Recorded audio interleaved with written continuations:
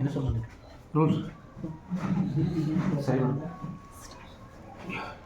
ನಮಸ್ಕಾರ.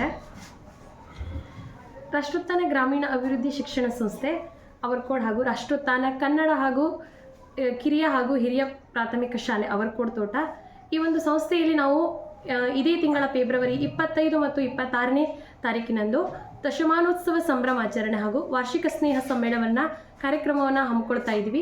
ಈ ಕಾರ್ಯಕ್ರಮ ಮೇನ್ ಹಮ್ಮಿಕೊಳ್ಳೋಕೆ ಮುಖ್ಯ ಉದ್ದೇಶ ಏನಂದರೆ, ಪ್ರತಿ ವರ್ಷ ನಮ್ಮಲ್ಲಿ ಏನಾಗ್ತಾ ಇದೆ, ಇದಾಗಲೇ 2012 ಮತ್ತು 2013ನೇ ಸಾಲಿನಲ್ಲಿ ಆರಂಭವಾದ ಈ ಸಂಸ್ಥೆ ಸರಿಸುಮಾರು 25 ವಿದ್ಯಾರ್ಥಿಗಳಿಂದ ಆರಂಭವಾದಂಥ ಒಂದು ಸಂಸ್ಥೆ ಇವತ್ತಿಗೆ 560ಕ್ಕೂ ಹೆಚ್ಚು ವಿದ್ಯಾರ್ಥಿಗಳು ನಮ್ಮ ಈ ಸಂಸ್ಥೆಯಲ್ಲಿ ವಿದ್ಯಾಭ್ಯಾಸವನ್ನು ಮಾಡ್ತಾ ಇದ್ದಾರೆ.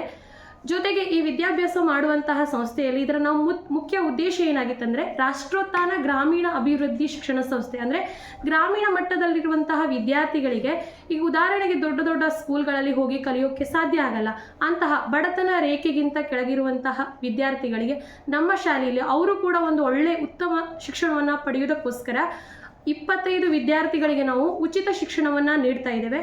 ಅದರ ಜೊತೆಗೆ ಈ ದಶಮಾನೋತ್ಸವದ ವಿಶೇಷ ಏನಂದರೆ, ಇದು ಇನ್ನು ಮುಂದೆ ನಾವೇನು ಮಾಡಿದ್ದೀವಿ, 25 ಆಗಿದೆ ಈಗಾಗಲೇ ನಮ್ಮ ಕಡೆ, ಇನ್ನೂ ಒಂದು 50ಕ್ಕೂ ಹೆಚ್ಚಿನ ವಿದ್ಯಾರ್ಥಿಗಳಿಗೆ ನಾವು ಹೆಚ್ಚಿನದಾಗಿ ಉಚಿತ ಶಿಕ್ಷಣವನ್ನು ನೀಡಬೇಕು ಅನ್ನೋದನ್ನು ಈ ಒಂದು ಕಾರ್ಯಕ್ರಮದ ಮುಖ್ಯ ಉದ್ದೇಶ ಅಂತ ಹಮ್ಮಿಕೊಂಡಿದ್ದೇವೆ. ಇದರ ಜೊತೆಗೆ ನಾವು ಪ್ರತಿ ವರ್ಷ ಇಲ್ಲಿ ಉಚಿತ ಆರೋಗ್ಯ ತಪಾಸಣೆಯನ್ನು ಕಾರ್ಯಕ್ರಮವನ್ನು ಹಮ್ಮಿಕೊಳ್ತೀವಿ. ಇದಕ್ಕೆ ಖ್ಯಾತ ವೈದ್ಯರಾದಂತಹ ಡಾಕ್ಟರ್ ಪ್ರವೀಣ್ ದಬಾಡಿ ವೈದ್ಯಾಧಿಕಾರಿಗಳು ಹಳ್ಯಾಳ ಇವರು, ಇದರ ಜೊತೆಗೆ ಇನ್ನೊಬ್ಬರು ಡಾಕ್ಟರ್ ಆನಂದ್ ಗುಂಜಗಾವಿ ಸರ್, ಇವರು ಪ್ರತಿ ವರ್ಷದಲ್ಲಿ 2 ಸಲ ಮಕ್ಕಳಿಗೆ ನಾವು ಒಂದು ಆರೋಗ್ಯ ತಪಾಸಣೆ ಕಾರ್ಯಕ್ರಮವನ್ನು ಉಚಿತವಾಗಿ ನಾವು ನೀಡ್ತಾ ಇದ್ದೇವೆ. ಹಾಗೆ ಇನ್ನು ಹಲವಷ್ಟು ತಂದೆ ಮತ್ತು ತಾಯಿ ಈಗ ತೀರ್ಕೊಂಡಿರ್ತಾರೆ, ತಂದೆ ಅಥವಾ ತಾಯಿ ತೀರ್ಕೊಂಡಿರ್ತಾರೆ, ಅಂಥ ಮಕ್ಕಳು ನಮ್ಮಲ್ಲಿ ಭಾಳಷ್ಟು ಇದ್ದಾರೆ. ಒಂದು 5ರಿಂದ 10 ವಿದ್ಯಾರ್ಥಿಗಳಿದ್ದಾರೆ.